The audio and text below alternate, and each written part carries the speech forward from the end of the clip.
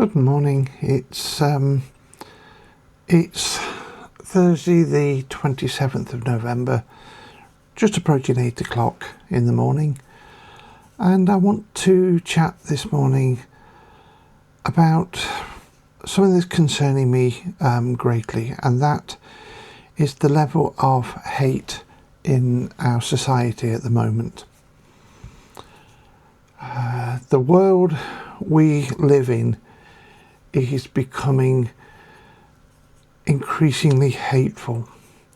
Hate seems to be behind so much of society's problems. It's very worrying that hate is being displayed and expressed so openly in the world that we live in, online, in person, face to face, in the media, social media, everywhere. It almost feels like it's a badge of honour for people to express hatred of other groups, minorities, social classes, whatever you want to describe people as. So it's almost, if I hate people, if I tell the world I hate everybody, it's almost like that's something to be proud of, and that's incredibly worrying.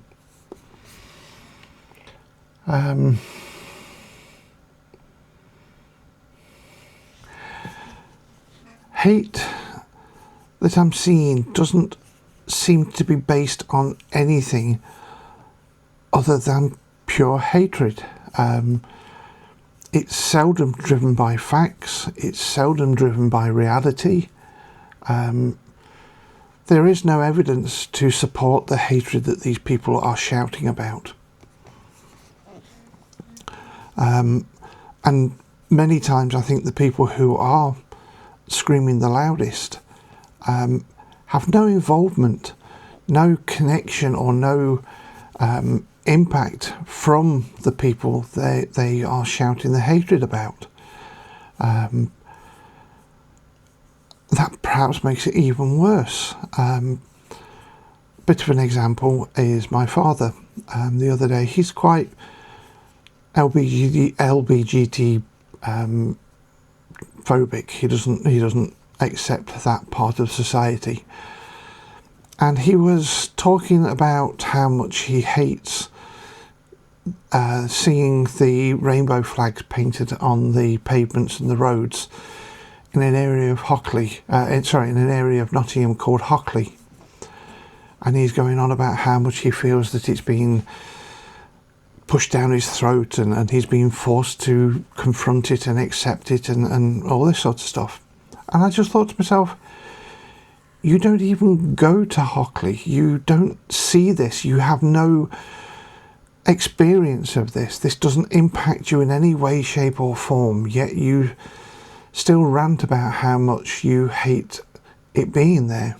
And that's a very small example of it. I mean, there's other people who take it to far higher extremes. And I think there's people who take that hatred to the extremes of actually causing physical violence and physical pain and injury to people. People spout this hatred and talk about the things that they hate and everything without any realization of the level of pain and hurt and upset it causes people. And it certainly does. I think there's also people who spout this hatred knowing full well the level of hurt it causes.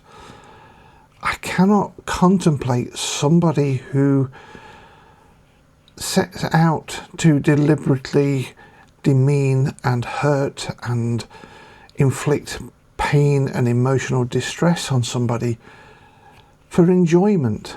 I mean, my God, what a sadistic trait that is. I mean, it's just, for me, it's incomprehensible.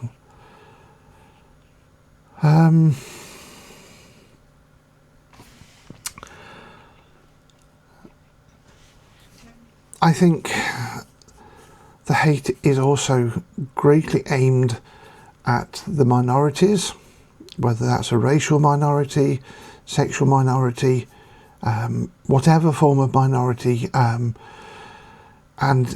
it's also aimed very, very much at vulnerable groups of people who find it very difficult to fight back, and that in many ways makes it even worse. I think a society that preys on their vulnerable minority groups, people with disabilities, people, neurodiverse, sexually diverse, disabled, racial minorities, anything that sets you aside, societies that attack those groups, I can only liken them to the Nazi Party from the Second World War, 1930s, 1940s. The Nazis hated their minorities and their vulnerable groups. They executed disabled and neurodiverse groups. They executed minorities. How much longer do we carry on before we start seeing extremes like that in this country? And not just this country, in the Western world. I'll give you an example of how hatred has directly affected me. This week I had to go into Nottingham for the first time in several years. Now I'm transgendered, and one of the things I always promised myself is that being transgendered would not limit where I went and what I did. I would never succumb to the fear or any form of fear from being outed or being recognised or anything like that. So I walked through some of the most horrendous neighbourhoods and areas and places without any fear, or without really any reaction. On Monday morning I drove into Nottingham. Like I say, I've not been there for several years, and I had to visit a shop, and I got there early so I could ensure getting a parking space, and I sat there looking at the shop, which was about 20 yards away from where I was, and I experienced genuine fear. Fear that when I left the safety of my car and walked down to that shop, I didn't know when people walked past me if they didn't care, they couldn't care less, they had no malice towards me or not, or at the same time were these people full of hatred towards my social group, towards trans people. Was I under threat from them? It was horrible.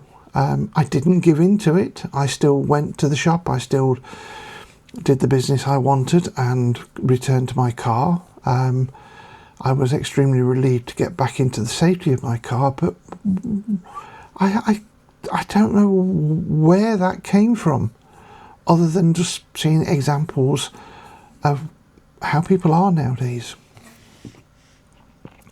So that's how it directly affects me.